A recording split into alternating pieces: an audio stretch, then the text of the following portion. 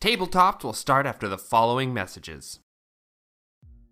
Are you looking for something comfortable to wear and keep your brain warm while playing tabletop games? Daily Dose of Yarn makes handmade, customized beanies for all of your style and comfort needs. She can even help you with a custom beanie to represent your favorite character. Check out Daily Dose of Yarn on Instagram and Etsy to order your new favorite beanie today.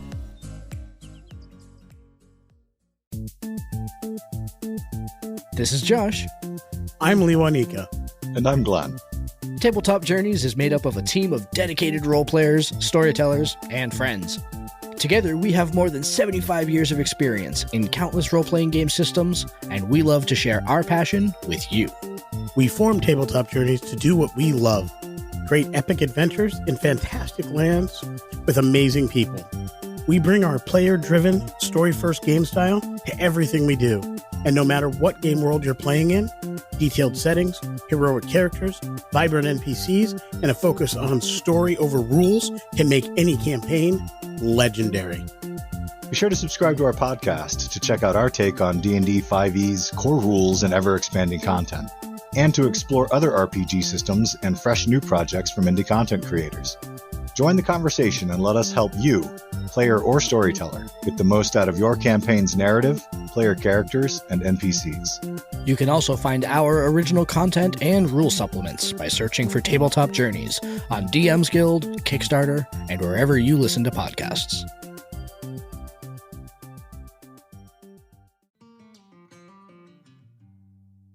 Snyder's Return is a tabletop role-playing game interviews and actual play podcast. We interview content creators, Twitch streamers, and fellow podcasters, and we put out our own actual play using a variety of different systems. So come and join us, come and have a listen.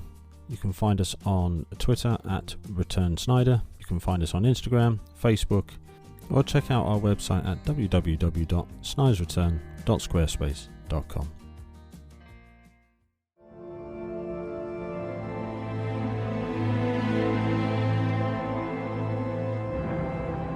Welcome back to Tabletop Podcast, everyone. Today I am so excited. It is my favorite topic, Monster of the Week. We are doing a system review from top to bottom. I'm joined with Franco and Shade, who are both players in my campaign, and we really delve deep into what the system has to offer.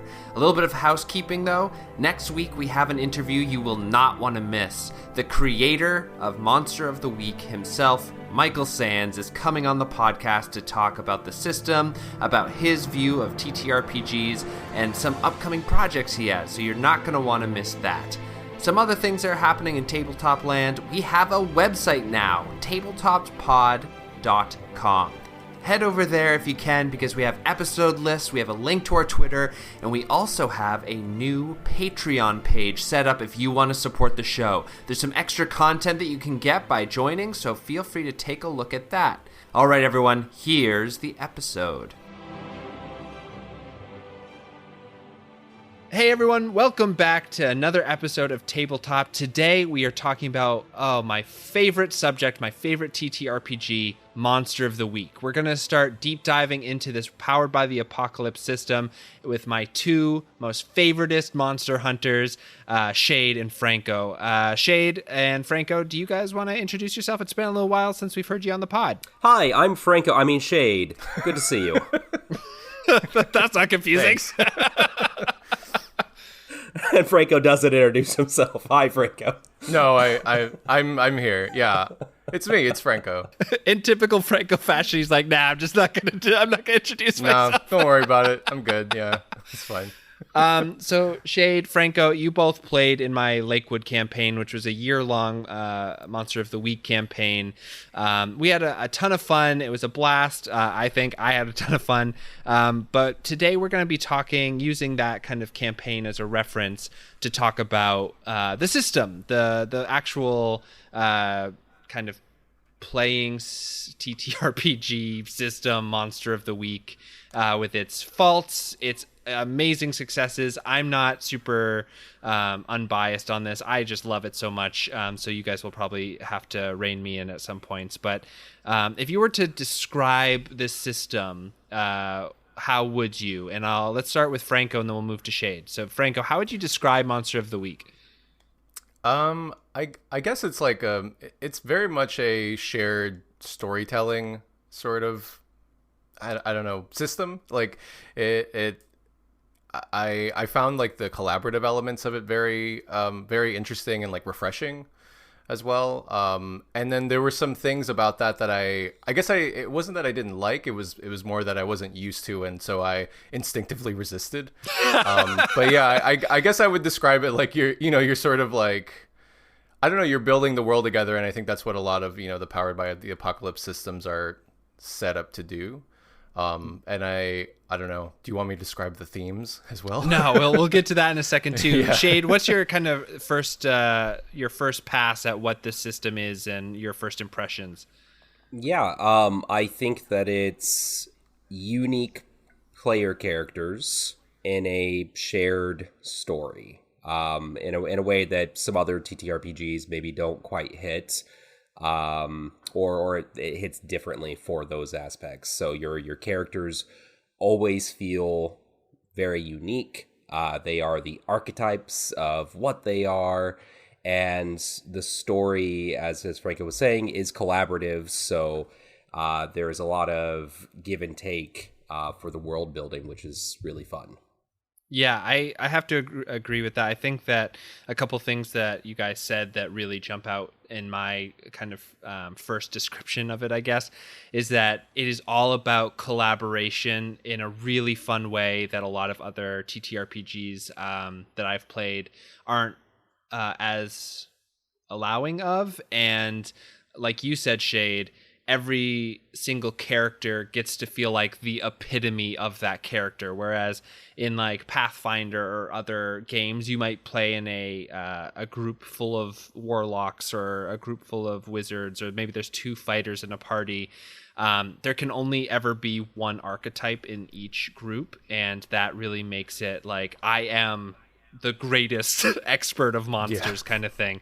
Franco, yeah, you had something to say about this. Yeah, I think that it is really cool, because there's not a lot of, I don't know, I was thinking, because me and Shade have been playing Elder Scrolls Online a little bit. Yeah. And I was just thinking about like the sort of classic, things that, you have like the healer and the tank and the DPS, and it's not really like, and you can kind of have a lot of different characters in things like 5e or Pathfinder that fill those roles a little bit in different ways.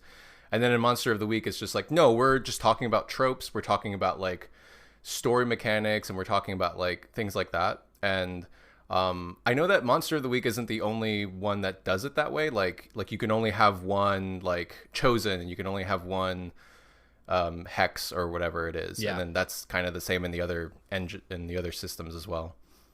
Yeah, I think that one thing that it allows is for people to feel really important right away, which is something that I think other TTRPGs have a really hard time in. Like we were talking about making characters, Shade, once, where I was like, yeah, it's so tough when you're the first time making a character, because you're like, I want to be somebody who is a dragon slayer, and I just came back to my village, and like all this stuff has happened, and I have this 10-page long history.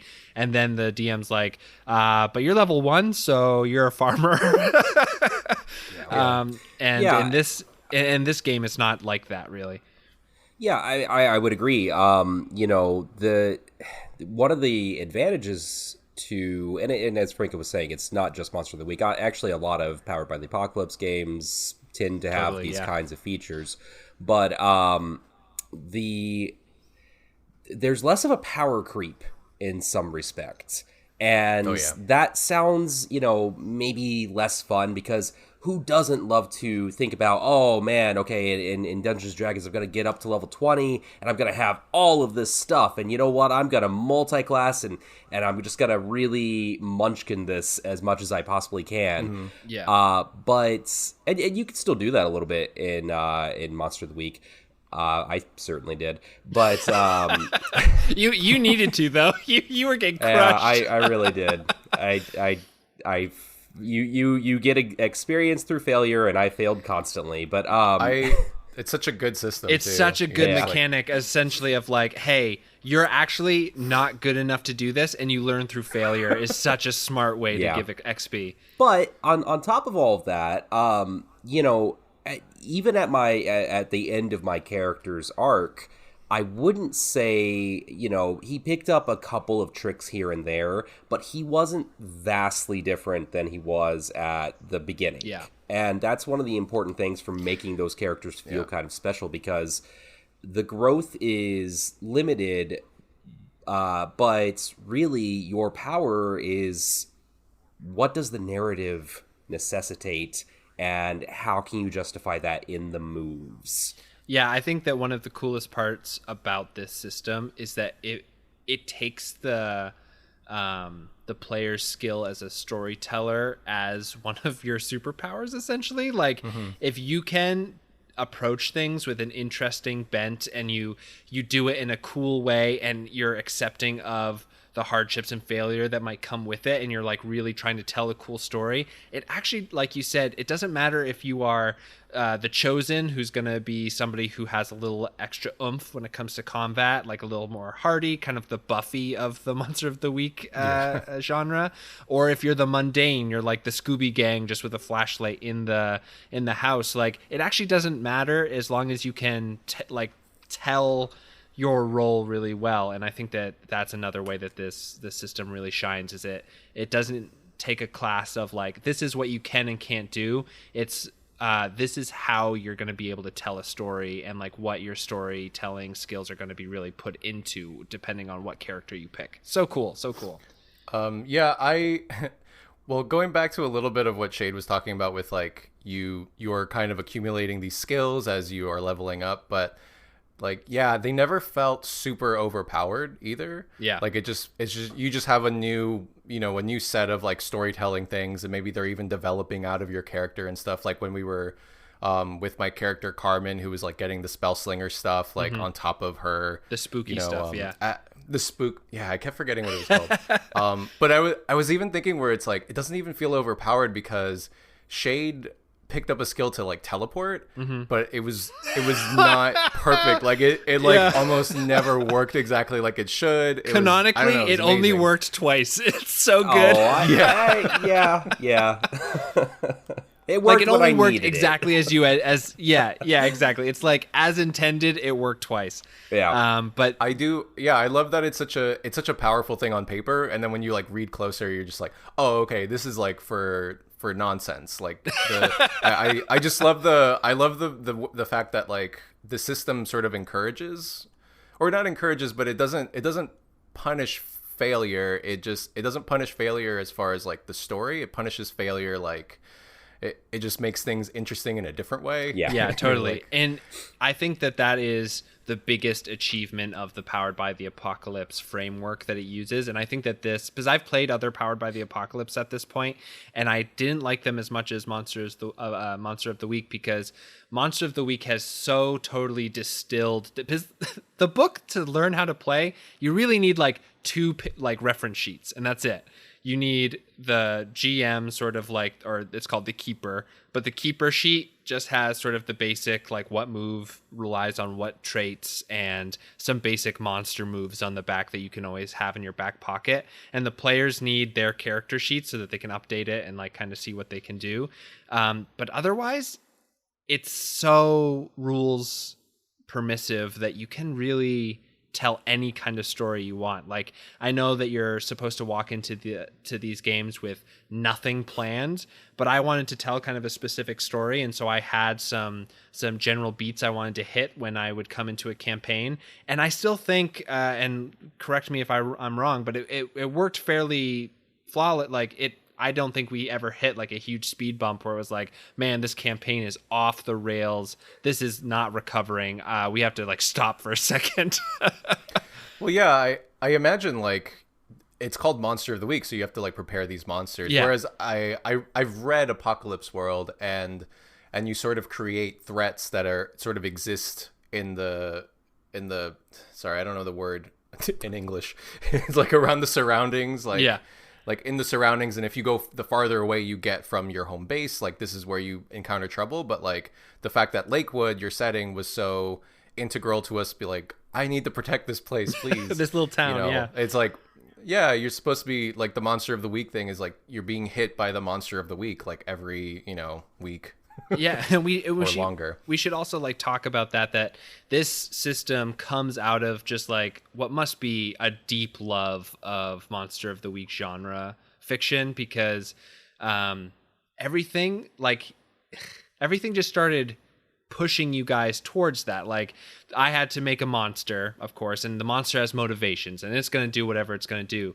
But you guys like just immediately picked up, and we told a full monster of the week style kind of show over the course of a year. And I mean, I think about it really fondly. So maybe this is with rose-colored glasses, but I think it matches up with a lot of the monster of the week fiction I saw, like with these rules and with the basic outline that it gives you. Like, anyone can make a really interesting, compelling monster of the week style genre piece. And we had no training, we had never done it before, and it just happened. And it was, I think that's kind of the most miraculous thing for me, was that someone who is so untrained at running a long form campaign, I was able to just kind of stumble through a really successful one.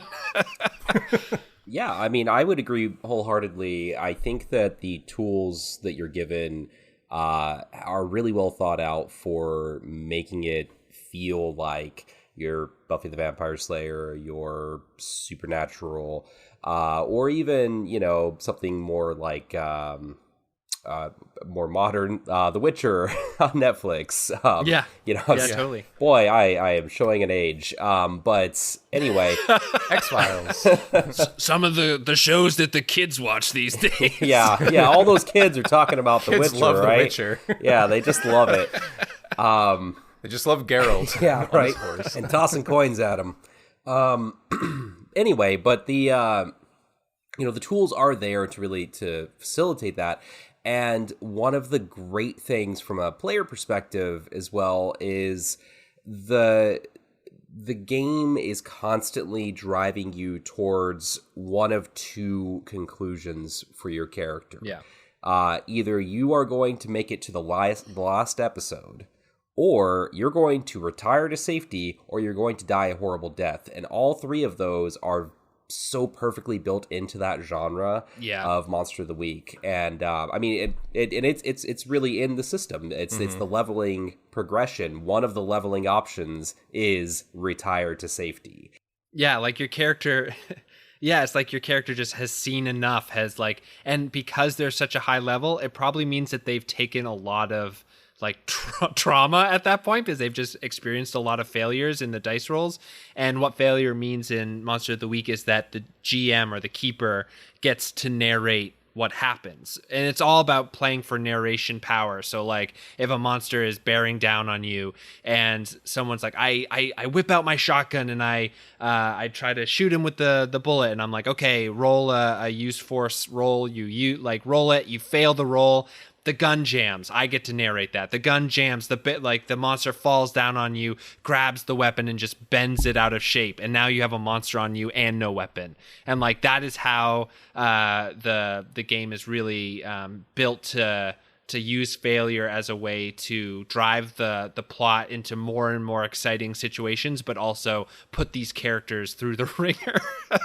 Or you have a shotgun that can now shoot behind you because they've bent it like a Looney Tunes. Like Bugs Bunny, yeah? Yeah, absolutely. And I should clarify, of course, when your character retires to safety, it means that your contract as an actor has come up and was not renewed. Yeah. Yeah, which is a really great thing, because a lot of times, like in D&D and Pathfinder or whatever, like when your character, like you're like, I just need to roll a new character, I want to do something else. That other character exists in the world, and sometimes like a GM can use it in some way, or harm it, or use it to drive a story. And in Monster of the Week, a retirement to safety is a true win. It feels good because you're like, my character survives, and it's like written into the rules. The keeper cannot touch the character that retired to safety. Yeah. They have become like immune, which is great. I love that. They ride into the sunset.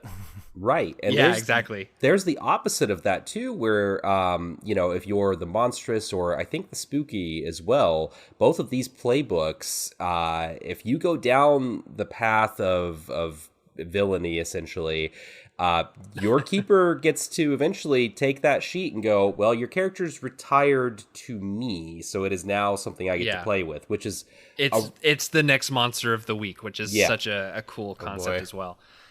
Yeah, and one thing that I also really like about it is the luck system. I think you were about to talk about it a little bit, Shade. Yeah. I cut you off earlier with my enthusiasm, so do you want to speak on that a little bit? I mean, I'm glad you did, because I was about to barrel into a new topic at that moment, and we needed to focus there.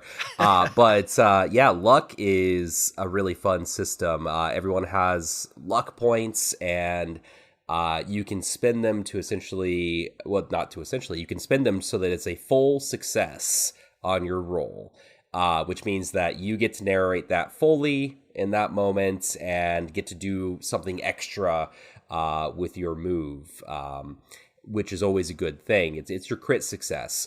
But if you use up all of your luck, you're now doomed. And yeah, like you cannot have a good ending. Like it's very cool. Yeah. I appreciate that. I think I used my luck up in the final episode. But I also leveled up at the same time. I leveled up at the same time and got to take that retire to safety before the bad stuff could happen. So yeah, and I'll say that the leveling up mechanic, so the monsters that you put together, because your health never goes up as a player or as a monster, really anything, it's set. It's a certain amount. So like as a monster, I get to, when creating it, say like this person has 15 health and 2 armor or something, and that is going to be its general survivability. But players will always have 7 health. And that means that as a monster, I can be like, this thing hits 4 health in 1 hit. And so that is always going to be a super dangerous monster, no matter what you guys do. I mean, like you guys, like Franco was saying, and like you were saying, so Shade, rude, that you guys can take on some mitigation of that. But with luck and with armor and things like that you can get throughout the game. But it's always going to be dangerous. You never walk into one of these fights being like, hey, I'm going to like wipe the floor with this thing and walk out of here. It's always like, oh man, I'm going to use, this is like life and death, and we have no idea what's about to happen. Yeah, absolutely. Yeah, that deadliness is really great. Yeah, and I also love, Franco, maybe you can talk about your experience with the fighting in the game, but you can also never do damage without taking it, which is really great. Except if you like crit success, you can mitigate that damage. But by fighting something, you are allowing yourself to get hit by a monster, essentially. Yeah, it's pretty. Yeah, that is pretty cool. Yeah, it really like escalates the danger of it. Whereas, like you were saying, like in D&D, it's kind of like, okay, do we have, like what are all the sort of like mini tactic things versus like telling it in a narrative way where you're like, okay, well, could you conceivably, get this monster off of you while it's like grappling you and stuff? Like, what does that look like? And like, what would that actually feel like? And I think the 7 hit points is really, I don't know, I make this joke in D&D all the time where just like, yeah, he gets hit for 7 hit points, whatever that means. Like it like I don't know, it like bruises his ribs or something, and it's like, yeah, he's got 170 hit points, but 25 of that is a bruised rib or something. Like I don't know, it's I think there's like a concreteness when it comes to like, yeah, there's 7 of them. If you take more than 4, I guess it's like you're basically, you need to go to the hospital. Bleeding out. Yeah. Yeah. And the thing about it that it gets worse and worse is that if you take 4 damage or more, every time you take another hit after that, you take an extra damage on top of it. So then even like small scrapes become way more dangerous, because if something hits you for 1 health, that means you're now at 6 damage. You have 1 health left before you are dead and you are gone. There's not really a way to res, which I also love, but that's just me. Yeah. It's yeah. Another thing that I really like about Monster of the Week, and maybe you guys can talk to how this felt as players, But I really love the idea of sharing ownership of the actual space in which the characters play, so the world. So like Lakewood, when I was building it, I threw in like a couple things that I wanted to be in there. But then when we were playing, at any time you guys could say, hey, so like I want to go over to like Felipe's because he works at this place and I know him through this. And I'd be like, yeah, let's go. And that would just be added to the map, no questions asked, because in the way like that your characters have been there and would know people, they are able to do that narratively throughout the game without any sort of mechanics fighting you there. Right, but again, it's always going to be subservient to the narrative. So if we, you know, we couldn't say, oh yeah, there's that military base that has all the top secret gear that we need right next door. Well, I mean, it's not going to happen. Honestly, if there's like a military base and like, yeah, we need that gear, and it's like, okay, let's break into this military base. Good luck. And it becomes, yeah, exactly. Because it has a fundamental basis in reality in some way. Like we were playing a really low weapon campaign in which like you guys had hunting rifles, you had pistols, you had spells, but you weren't like rolling around in tanks or whatever. Like this wasn't like huge monster exterminations. This was, you know, people trying to on the down low deal with monsters, which I thought allowed you guys to make some creative decisions. Yeah, I liked having the power of coincidence. Just like yeah, that was, oh man, talk more about that, because like the way that magic works in this game is like so broad, because again it's like narration power. So like talk about your experience as a magic user, because honestly, it was wild to watch. Honestly, I think if I could do it again, or I mean, you know, not do it again because it was perfect, but if I could like play an additional like Monster of the Week game, I might try to do more with like the well, I mean, I guess that's like the spell slinger, right? The spell slinger is like magic components and stuff like that. And it's like, yeah, I used a little bit of, I don't know, mugwort or whatever to do this and stuff like that. But like my spooky character, Carmen, was just like, I don't know, just kind of like looked at something and like she just encouraged the coincidence to happen. And like, oh, I have your keys now. Or like, I will eventually find your car keys. And I stole so many cars. I'm pretty sure I stole like three or four cars. There was that great scene that we had in like the Walmart that went up out of town that everybody like kind of Best Buy, like hated because it wasn't Best Buy, yeah. No, not the Best Buy, the Walmart. When you guys went and you like had ran into your like schoolmate there, and you were like talking to her, trying to, because I think you guys were on the outs, or she didn't like quite trust you, or something had happened. Yeah, because I'm super terrible. And then another person, you were terrible to her.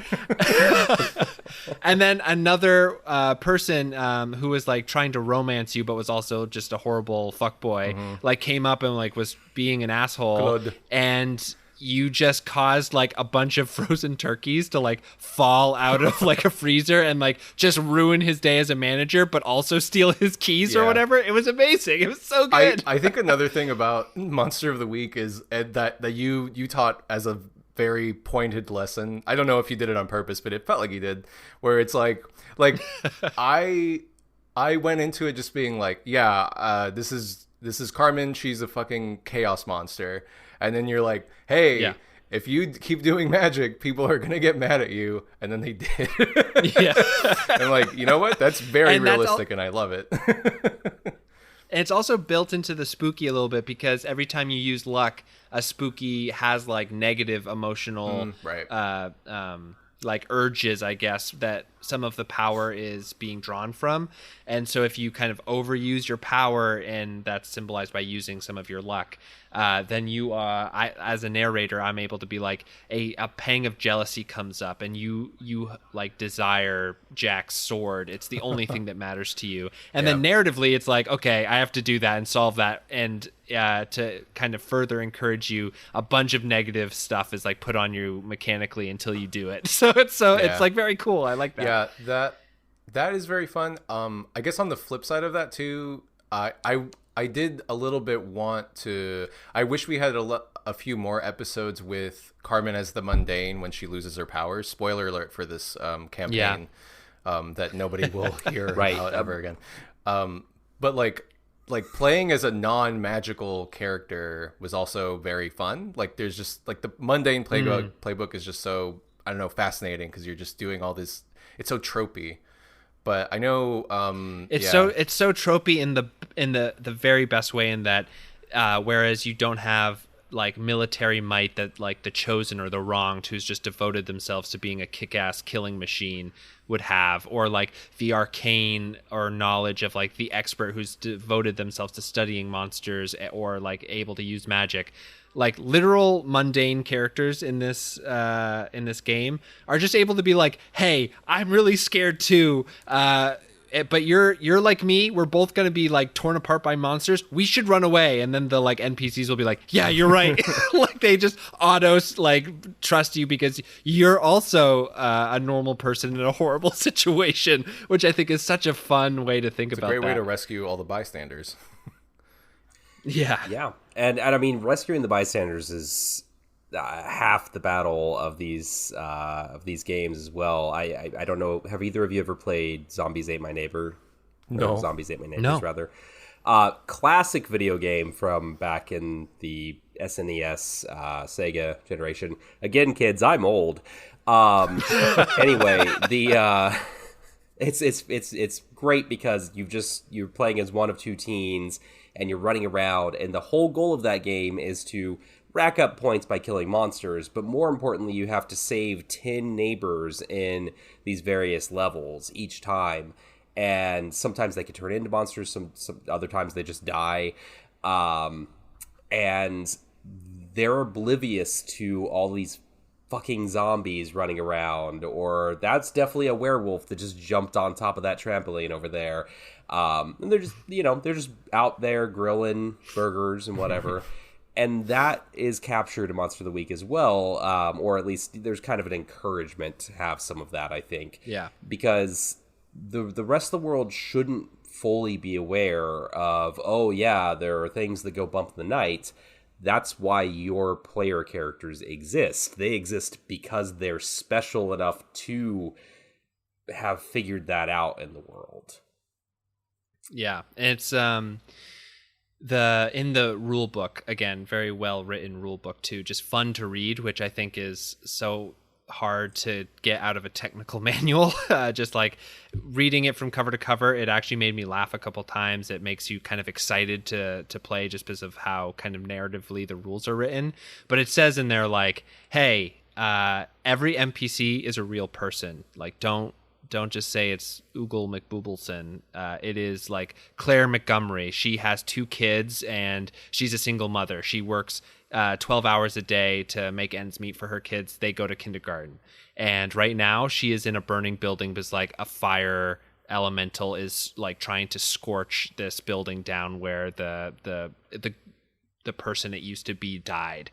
And you have to get her out, and if not, those kids are motherless now, and that is their only parent. And then that gives the players like, oh shit, we have to go into this burning building with a fire monster, and we're not ready, we don't have anything going, we have to go save that woman. And it's like a very, like you said, like NPCs are way different in this game. They feel so much fun for the keeper to play, and I feel like you guys develop some real relationships where you guys were kind of out of game being like, if anything happens to this person, I'm gonna be so fucking pissed. If anything happened to Coast K, I would have burned the whole city down. Yeah, exactly. Is there, so now we've ranted, we've raved, or I have anyway. Do you guys want to talk about where you guys felt you were coming up against a wall a little bit? I really only have one, and it was to do with the bad sides of the luck system, which was it required me to think really fast on my feet to come up with a narrative way to slip in these luck consequences. Like with you, Carmen, if I could do it all again, I would have written out beforehand some very specific ways that your negative energies manifested, because sometimes you would use luck when I didn't like have it in my mind that would happen, and I was like, you get super paranoid, you don't trust your friends, and that didn't feel as compelling as like it could have been. You know what I mean? That seems very difficult to come up with on the fly, for sure. Was that an optional rule, or was that a? Because I think it's built into the spooky playbook, right? Specifically, yeah, it is built one. into the. Yeah. It's built into the spooky playbook. Like for the expert, which is what your character was, Shade, right. Jack. He had the thing where every time you used luck, something from your past was going to start catching up with you. And I actually had something that I kind of had in mind. So I was like, hey, I can just use this because I was going to eventually use that monster anyway. And so I just tied it narratively to you. So that one I felt like, yeah, Strahd, which I thought worked out really well. And like, that's why I was like, God damn it with Carmen, I just couldn't quite get there. And with Ivy also, I sort of defaulted, because she was a ghost, I was just like, you become intangible. You can't help or touch anything for a little while, which I think sometimes was like definitely a detriment, but it also narratively I don't think was super exciting sometimes. Yeah. Yeah, I get where you're coming from on that. I'm sure that was probably more frustrating on the keeper side. Sure, yeah. I definitely didn't have those frustrations. I would say the only thing I could really point to bumping up against was sometimes I wished that I could think a little bit faster on my feet, like I'm having the trouble of doing right now. Sure. Because I really want to, I can think of a number of great moments, and I think I'm pretty good about thinking on my feet and pretty good at improv and things like that. In the sense of these games. But there are moments where something's put forward to me and, the game doesn't want you to say, okay, I attack, I just, in D&D, I take the attack action. You don't have to describe that. It's just the attack action. We could just kind of like roll past that. But that's not how this game works. It really wants you to take those moments. And this is not really a fault of the game so much as it is a fault of my own in those moments where I would struggle to be like, okay, I want to do something. Ultimately, I just want to do damage to this thing, and my brain, I'm an old man, I'm tired, I've had a long day, I can't think beyond, I shoot it, which isn't really fun narratively. You want something a little bit more than that. So that's a small frustration, but again, it's really a more personal thing. Anytime I would want to shoot something, I feel like in those situations for me, I'd always be like, I shoot it. Just I don't know. Like if I literally can't think of anything, I'd be like, oh God, what am I doing? Yeah, I mean, and that also I think was partly on me because I really wanted a game where guns wouldn't solve everything. So I tried to make it so that like I shoot it didn't feel as good as other things you guys did. So part of that was me working that out. But I also think like I remember in our very first game where a deer had essentially like grabbed onto you and it was like wrestling you to the ground and like gonna eat you, and you were like, okay, I like push past my human limitations and I lift this full deer up in the ground. I basically suplex it, and I was like, "This is amazing!" Yeah, and those like in an anime. Yeah, exactly. Those are the kinds of moments. Everything is anime that I can look back on and go, "Yeah, I definitely nailed that." But there are definitely a few others where, my brain just wasn't fast enough. There was also a great moment where. It was in the final battle. We had all been split into separate places, and I was in like I was in the in between of worlds, and I was in a very tough spot, and my mind was just okay. I need to attack. I need to keep distracted. But I was able to also have that inspirational moment where I was like, you know what I actually do? I open a portal. Because I, kind of bent my teleportation stuff a little bit. I opened a portal between here and the lake of Lakewood, and I, that flooded this arena for a second, and those are the moments where I felt successful. But I do think the book encourages you to think like that, and that is actually something I really love about the book, but sometimes you can feel a little intimidated as a player. Totally, yeah. And that's actually something I ran into much more when I was playing the Urban Shadows campaign, was that people were really intimidated to just say, like, this is what I'm doing. And I do feel like it's a kind of a skill set that you have to sort of learn, especially coming from more structured TTRPGs. Right. Yeah. I think one of my biggest issues, and this is just, you know, me and how my brain is, and having only played D&D, I felt very like constrained sometimes, but it was very difficult to feel okay trying to work within the narrative when things were going bad for me. Does that make sense? Like it was like this is going bad for you and you have to like go with it and like tell it that way, versus me being like, well, I don't want to do that. Or like, I don't want to feel paranoid against my friends and like all this stuff. And it's like, yeah, I don't know. I don't want to do that. But I think that's certainly like, it's not I don't think that's like a deficit of you as a keeper or of the game system at all. I think it's an important thing to keep in mind when you come into the system from like playing more structured, or I don't want to say more structured, but like playing more sort of things that are based on, you know, like, I guess, yeah, that is more structured. I was going to say more based on like wargaming, or like with like very defined rules, very defined like weights and stuff like that, versus like, you know, is like you're exactly like 30 feet away, or, you know, melee is 5 feet, like that type of thing, where it's like, well, why can't I do that? And it's like, well, like there's none of that. Like you're like, just picture it like you're in a movie, like you're in the thick of it and something's going wrong and you just have to roll with that. Yeah, this is actually something I would say is not a deficit of the game, but something that was really hard to learn. And sometimes I just gave up and was like, okay, I have to do this via pictures.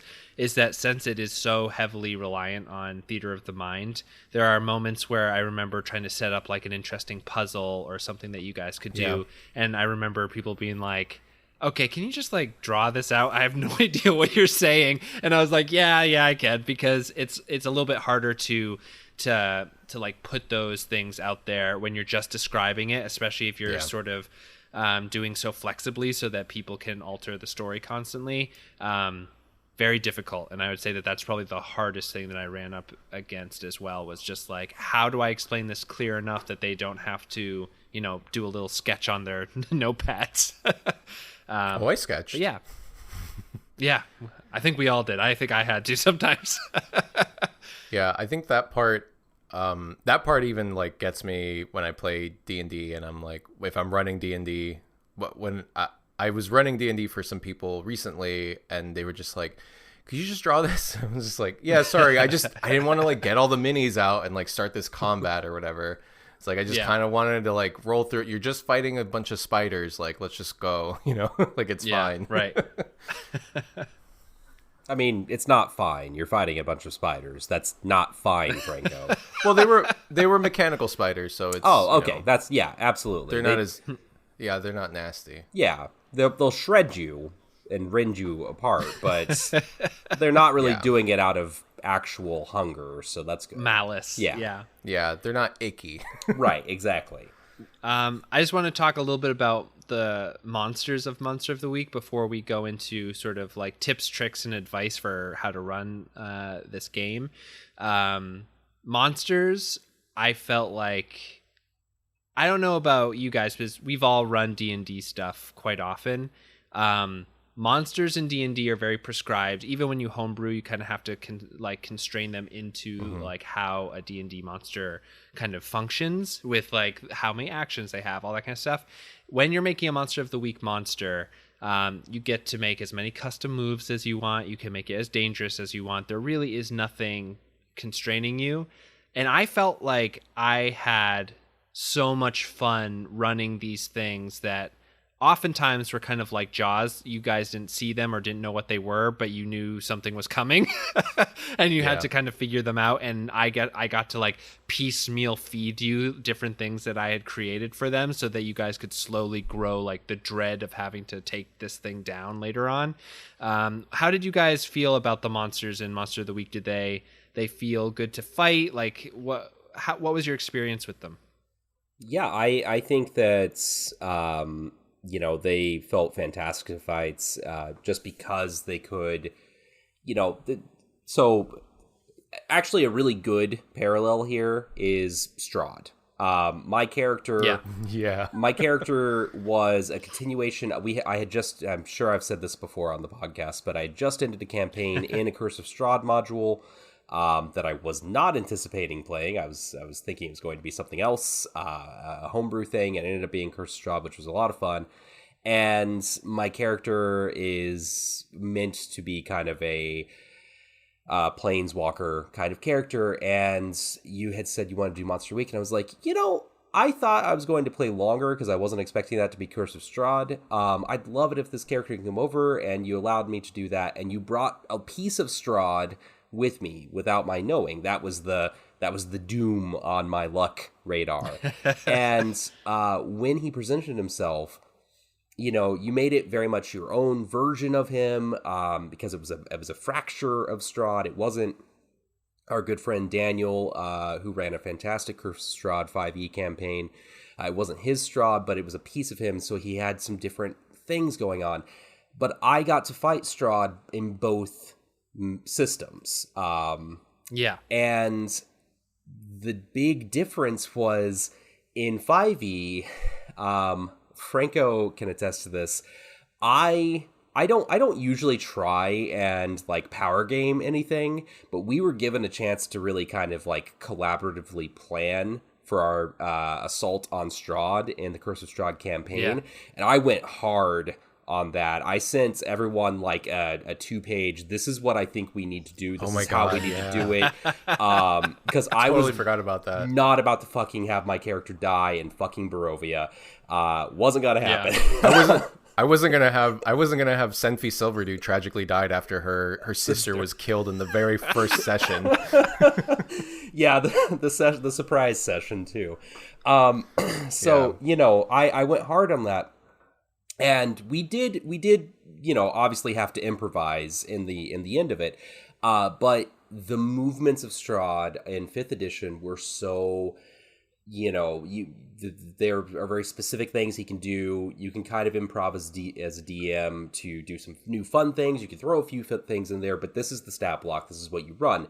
With the Strahd of Lakewood of Monster of the Week, he ran the FBI. He was what a twist. He was a complete curveball in so many ways.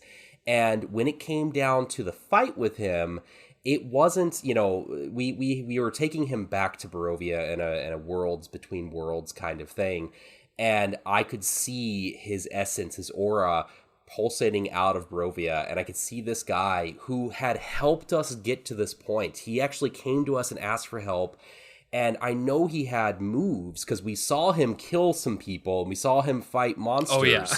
Oh yeah. And he was Shade. He had hella moves. Yes, but he was extremely dangerous. But in the moment of the narrative, there was a way that I could instantly kill him, and I was allowed that opportunity by essentially just stabbing him in the back in a way that you just couldn't do very often in 5th edition games. And, you could argue, well, there's a bit of a difference because this wasn't our final boss as opposed to in the Curse of Strahd campaign, but he is still a major enemy, and I don't think that there are many times that a DM will say, okay, this major enemy, you've come to him, you have a chance to talk to him, for some reason you go in for an embrace or to shake his hand or hug him or whatever, and you slit his throat, stab him in the back, whatever, and he just falls down and dies. That's not going to happen in 5th edition. What's going to happen is, nope, roll initiative, we're now doing this. I don't know, Shade. You did just murder like 6 people. I know, and I was thinking about that the whole time, Franco. But I was gonna leave that up for you literally described how you murdered like a maid or something who had information you needed. I don't do this a lot, people. Yeah, just to clear Shade's name, it was sort of like an espionage thriller that like Shade had been made, for a better lack of a better word, and so he had to sort of kill his way out or be exposed as a spy kind of thing. So it wasn't like he was just going around killing mates. And I will counter that though, Franco. And why I kind of like separated that is in your example there with our Argot campaign, a 5th edition campaign where I'm playing a Dragonborn who is a spy. All the people that I kind of got to do that to were like a guard or someone who was a commoner. But when I came against that Rakshasa who was following me, the Baksura, that wasn't going to happen. That was an initiative. Yeah, that's an initiative roll. And that's where the difference lies, because this is still a Fragment of Strahd. We saw him just wreck house with people in the narrative. But the narrative moment, the narrative beat of Monster of the Week said, no, allowing you to have this tender moment of like, you know what? You think you've changed, Strahd? You might be, going back and trying to be better. And him going, yes, I think I will. And then me looking behind him and seeing the much more menacing, larger version of his soul and just going, yeah, I'm sure you will, buddy. Nope. That's, It's so tragic too. Yeah. It was such a cool moment because it was such a cool moment because I hadn't thought that was going to happen. Obviously, I had left these sort of astral cords as a thing to make you guys feel very exposed in this multiverse. If you got them snipped, then you were just going to like basically disintegrate and you would have lost your tether to your world and just become whatever essence you were. Shade just didn't have one. That was just like in real life. Shade didn't have one. That was a different thing. But I remember that moment where you were like, so what do you think's going to happen? And I remember like kind of thinking and being like, Strahd looks at you and goes, I don't know, but I hope that I'm able to keep a little bit of what I am now. And you both kind of like looking out, and then you were just like, I reach out, I take my sword and I cut his line. And it was just such a, like, everyone was like, oh, and it was a moment that I don't think you get very often in D&D, where it was just like, everyone was like, the narrative moment that we just experienced was so cool. Like, and that happened multiple times. There was moments where, Carmen, when you were inside, I've already fell back into the Monster of the Week calling you guys by your character names. But Franco, when you were in Carmen's mind and you had that moment where essentially to the Cheers themes, you expelled the like darkness from Carmen therefore sacrificing her magical power and not knowing what that was going to mean coming up and embracing like this other side of her. Like that was also a moment where everyone was like, that was so cool. Yeah. There's just fun. There's something that I don't know. I don't want to like dog D&D or whatever, even though that's I love D&D and will defend it to my dying day. We all love D&D. We all love D&D. I was just that's just Nick trying to cover his bases. Like, we talk about D&D a lot, even though it's not my favorite. Yeah, listen, I've already made my allegiance known. I love Monster of the Week, but I also love D&D. I love D&D like I love my family. Yeah, exactly. That's the perfect analogy. Yeah. But I was going to say, like, D&D, like, those moments are harder to come by in D&D. Like, they still happen. Like, they're still like, oh my god, you rolled a 20 or something, which is like, I feel like rolling a nat 20 or like just getting that last hit on the monster is really great. But those moments are so much harder to come by because you're not coming at it from like a narrative perspective. You're coming at it from like a technical, like mechanical perspective. So like it'll still happen. And if your DM is good at like narrating those moments where you're like, oh, we finally like killed this one character, or like we got the last hit on them, and then the DM describes it really well. Whereas in Monster of the Week, sometimes you can describe it really well, where you're like, okay, what does it look like when you cut Strahd's tether? Like, how do you feel? Like, what is the moment? Are you like standing there like which, like you can also get that leeway in D&D, but it's sort of like, it's really built into the mechanics of Monster of the Week. Yeah. And there's Oh, go ahead, Shade. Oh, I was just going to say, I think that, you said with the monsters in Monster of the Week that you set a certain amount of hit points and they have the armor and things like that. But I think that, rule of cool aside for 5th edition, for example, it is just so built into each of the monsters that if the narrative says that this is the moment that this monster should go down, do it. It sucks sometimes to be like, okay, that would have been a really meaningful death right there, but they've got 5 more hit points or something like that. And I'm sure that I know as a dungeon master myself, I constantly hit points are very fluid. Because I want that moment so bad, and I do try and build that into my own D&D games, but it is baked into Monster of the Week in my opinion, in the best way. Yeah. So we've kind of talked about all of these things now. Let's kind of settle in on to kind of end it out before we do kind of final impressions and a thumbs up, thumbs down. How would you tell a new player or a new keeper, like, tips, tricks, what did you glean from it that you'd be like, okay, this is something that's really important to consider either while making a character, while playing, that kind of thing? Do you guys have any pieces of advice or wisdom that you think you kind of discovered on your own while you were playing? No. Well, I think I was gonna say, like, I think creating those relationships is really important. And I think that's what I found the most rewarding for my character, because I had created so many connections for her. Like, she had her grandfather, she had like her friend at school, she had these 2 boys that were like into her, it's like all of these people. She had this like video store clerk who really liked her and like always like goofed around with or whatever. So I think like thinking about like all of the different ways your character can like live and breathe in that world is like really crucial, because then you'll get the most out of it, I think.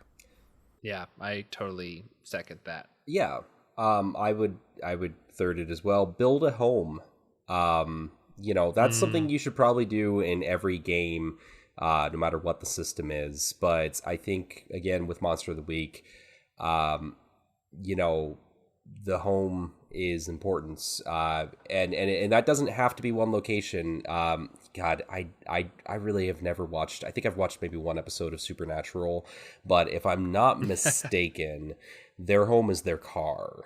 They're constantly on the road, constantly going around. Yeah, but that's important. Their home is their car and each other, and you should have that in every system. But I think really in Monster of the Week, that's great advice, Franco.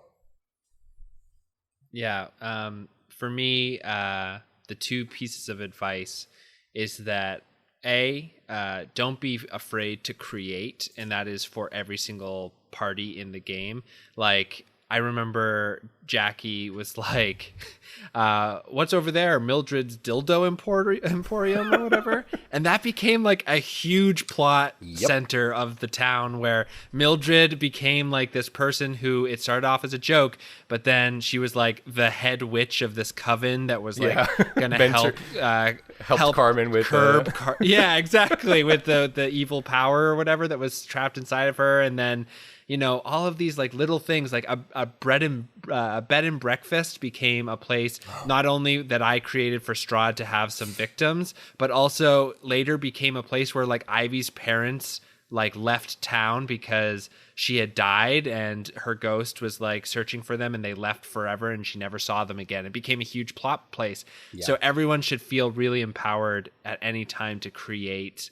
It doesn't even have to be a place, but it could be a thing. It could be just like something that people say in that area or that town or in that world. And every single time it enriches it. Yeah. Like Carmen's doll, that was like, it was just like, yeah, Carmen has a doll and that's like the focus. And it's like, oh, your grandmother made it for you. And here's a dream sequence that you're inside of, because that's like where we took the game. And then just like, oh shit, I'm watching my grandmother make this doll for me. And just like, I don't know, really fleshed it out. I remember when you were like, yeah, I'm spooky. I have this weird doll that like I marionette around. And then the first time that you had like used luck or whatever, the doll like literally turned and looked at you and like opened its mouth and like sucked something out of you. And you were like, what the fuck was that? It was so good. It was very, very fun. So yeah, that creation is super powerful for everyone. Use these creations against you is like really great. Everyone can keeper use thing. them once they're made. Yeah, it's so good. My advice for a player is absolutely going to be lean into your archetype. I definitely don't advise that for every at least, you know, I don't necessarily say like, yeah, lean into being this class in 5th edition, because I would say more lean into your character. The class is kind of secondary and just kind of abstracts some things for you. But for Monster of the Week, lean into that archetype because it gives you a center for who that character is in a really powerful way. It implies so much about their past. You know what I mean? Like the expert, like which was what Jack Shade's character chose, just means that you're like an expert at monsters. And what that was like your entire character history before coming to Lakewood in this world, but also all of the stuff that he had gone through since coming here to learn the ropes again, which I thought was very cool. yeah, absolutely. And you know, I think each of us did that. We leaned into those archetypes in the best ways. I mean, Carmen was spooky as fuck. Just what a fucking creep. Did not want such a creep. She was. I love her so much, but man, she was terrifying. And yeah, one last story I want to tell real quickly, Shade, and then we can go back. But like, Carmen was once on a school trip in college, like to go to this cave, and Carmen was just like fucking around with magic and failed a roll, and so instead of like going invisible and scaring people like she wanted, while the lights else, were out. It was like while the lights like, was out. You're like in a cave, you know that time that when you're in a cave and you turn off all the lights and you're like, oh, this is how dark classic it gets. time. I wanted to. Yeah, I don't know. Have you ever been on a cave field trip? It's amazing. I highly recommend it. But if you get the chance to, try to turn invisible. But be careful you don't fail your roll, because when the lights go back on, you might have accidentally turned everybody else invisible, which is what happened to Carmen. And it was just like, I remember narrating that and you just like putting your head in your hands as like, I was like, everyone starts screaming and you hear thuds as people are running into each other and walls, and you're like, I get the fuck out of here. And it was like, and that became known as like the spooky story that the college had in its history, because this weird moment the cave turned everyone invisible. Shade, keep going though. I was just gonna say, and our third player, Jackie, she was the monstrous. She played a child ghost, and that she leaned into that so well. You know, that character had a tremendous amount of depth, because she was torn between being a child who had died and being the spirit of a child that should not be here anymore. It shouldn't be interacting with people, because that's not necessarily a good thing. And you know, that's, so just lean into those archetypes. Can't recommend it enough. Yeah, and then the last thing I would recommend to keepers is, especially when you are running a horror version of Monster of the Week, because you can do it kind of as a straight action or like an kind of like monster extermination squad kind of thing. If you're running it for a little bit more suspense, a little bit more spookiness, just think a lot about what your characters don't know and only feed them enough information as they move along that is entirely necessary to the plot, because there are so many good times and so much atmosphere that can build when you're like, you come out of the warehouse and those lampposts that you noticed before, all of them are gone, like as if they just stood up and walked away, and then everyone's like, well, shit. So that's what I would suggest, is like suspense is like a lot more important than in some like Franco said, more war gamey based games where it's like you kind of see everything, the minis are on the table or you see them kind of off to the side, you know it's coming. Monster of the Week, that's not the case, so you can be as crafty as you want to be about how you let people know stuff. I kind of wanted to, like, jumping off of that, I kind of wanted to like mention some things that I really loved about Monster of the Week that I think would be really cool to bring into other systems, like with what you were saying, like building that dread, building like dropping like clues about like the monsters and stuff. And I was thinking about that with the Rakshasa and how like you guys were working for a Rakshasa for, you know, for like several sessions or whatever without knowing that he was a Rakshasa. And it's like just dropping these little clues throughout the whole thing. And it's kind of like the same thing where in the Monster of the Week you did that with all of the monsters. It was like because there's even like the you know, investigate a mystery move where it's like it's really about sleuthing and figuring these things out, and I think that's a really fun thing to bring to it. And then like the session 0 stuff, like that's so, I don't know, that's so fun. Like you can totally just bring that into a D&D campaign. And just talking about what you mean by that, because I don't think we actually talked about it specifically. Yeah, we did, but in the session 0, like characters will look at each other and be like, okay, like how do you know this, or how do I know you in this way? And they'll ask each other questions and collaboratively figure out how they knew each other before the story starts. So you start off and you already know each other. You have some sort of bonds together, and also some undeveloped mysteries that are just starting based on some of the questions that you asked each other, which I thought was awesome. Yeah, it's very like, it's different than like you all are in a tavern and you are, you know, here's the contract, which is also really fun. Like, you know, I think that stuff is like super fun still, but I think it can be really rich when you just like enmesh each other and you're just like, yeah, we're somehow linked already. We like know each other from around the way or whatever. And then the midnight mechanic, like the clock, the countdown to midnight thing. Yeah, the countdown. It's very cool. Yeah. Yeah, and that mechanic is essentially you start out with your monster. Your monster has a plan. And if the characters don't intercede, it goes along a clock, a doomsday clock. And at the end, midnight, the world is essentially over. It's every single monster has the ability to end the world if their plan is not interrupted. At least that's how I did it, which allowed people to, when it got to certain like milestones, the town would change and it would push the characters into either a direct confrontation or like, we have to speed up because things are getting really bad really fast. I agree, Franco. It's such a fun like plot tracker.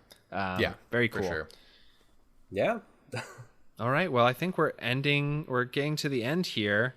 Any final thoughts before we give our general thumbs up, thumbs down, would recommend sort of thing? No, I think we've really covered it. Great. Yeah, I'll give it a 1 out of 1 star. Would recommend. Yeah, I would never not recommend. Yeah, I would recommend. Yeah. It's a binary scale. Shade, what about you? Oh yeah, no, absolutely, of course. I recommend playing every TTRPG you can get your hands on, but put this one high on your list. Yeah, this one, especially for me, obviously I would say yes, because it's my favorite TTRPG. But I would also really recommend, if you are a new dungeon master, keeper, game master, really trying to get into telling a story and trying to figure out how to do it, especially if you like actual play podcasts where it's like very story driven. I would leave some of the more technical things like Pathfinder, D&D, some of those. Just run a couple things in Monster of the Week, because it's very free. It's very allows you to get your storytelling legs under you and work out some of the kinks of just like how to tell a story. And it's collaborative in the best way, and you're going to have a blast with your friends. So I would definitely recommend it for both of those reasons. Yeah, that's a really good point, because it is really I hope I didn't fall into this trap, but like as a fiction writer, like you if you take on like a Monster of the Week game, you give away so much of your, your narrative power or whatever. And then that kind of can teach you how to do things collaboratively. And then you can really take that with you into D&D and Pathfinder. Games. Yeah. Because because it's not built into the mechanics of those games. Yeah, like I remember it taught me so much about story arcs, and especially character arcs. Like all three of you, I think that through all of our storytelling like prompts and like kind of encouraging each other and driving each other into corners and everything, we all made every single one of your characters go through a really complex and interesting story arc that I like to this day I'm like, how did we do that? Yeah, it was pretty very wild. cool. It was very cool. Still don't know how we did it, but very fun. So I highly recommend. Also, for everyone who is interested to hear more about Monster of the Week, in a huge, amazing, I'm still kind of blown away by this twist. With a plot twist, I rolled really high. Michael Sands, who created Monster of the Week of Evil Hat Productions, is going to come on the pod very soon, and we're going to talk to him about kind of his development process, how Monster of the Week happened, and also he is going to talk to us a little bit about character roles in TTRPGs and what he thinks about that, which I think is his interest in it is so developed in the book that it's going to be a really great conversation. So keep an eye out for that podcast. It'll be coming soon. Well, I feel bad. I should have. I'll give it 2 out of 1 stars. I'm sure that he'll really appreciate that. Before we end, is anything you guys want to plug? Anything that you're working on? I put together a little supplement that is compatible with Monster of the Week. I haven't play tested it yet though, so it is free. Amazing. But it is how to summon and care for familiars. And it's available on my website. So it's available on my website, francoalvarado.com, and I'll send you a link, Nick, to post that. Yes, that website will be in the show notes. And the itch.io link will be there too. Awesome. Cool. Shade, how about you? I don't have anything to plug, but hey, people, the world's kind of a difficult place, and I really cannot stress enough how important it is to be empathetic towards others. And, that means allowing people to make choices about their own bodies. So maybe find an organization that supports those kinds of decisions and help them out. That's a great plug as well. All right, guys, thank you so much for talking about Monster of the Week with me, and I'll talk to you all very soon. Bye. See you later. Bye. Bye.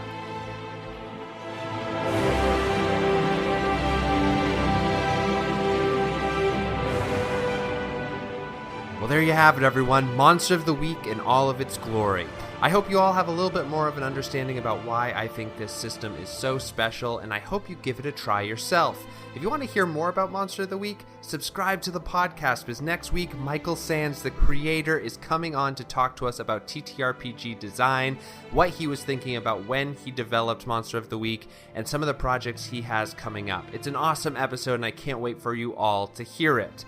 If you want to get in touch with us, head to our new website. That's right, Tabletoped has a website now, tabletoppedpod.com.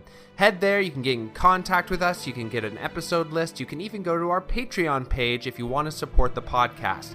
There's some extra things that you can get by doing so go check it out. Even if you don't want to, you can spread the word. I would really appreciate it. All right, everyone, thanks so much, and I will see you next week for our interview with Michael Sands.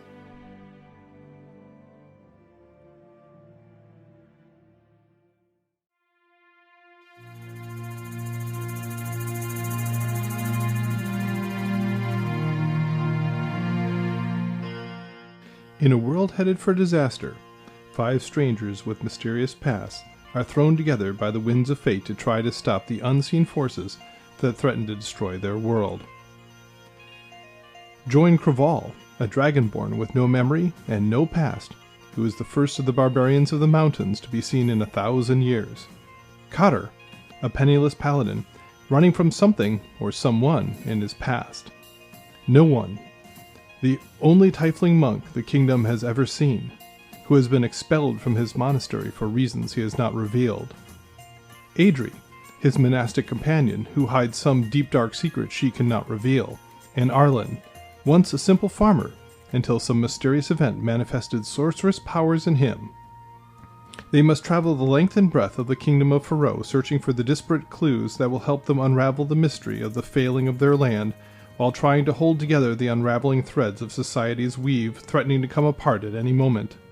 They will have to battle nature, plague, politics, and even the forces of the underworld as they attempt to discover and defeat whoever, or whatever, is attempting to poison their world and throw it into chaos.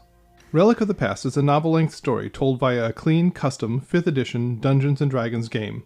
Find us on iTunes, Google Play, or wherever fine podcasts are found, and at poolmedia.podbean.com.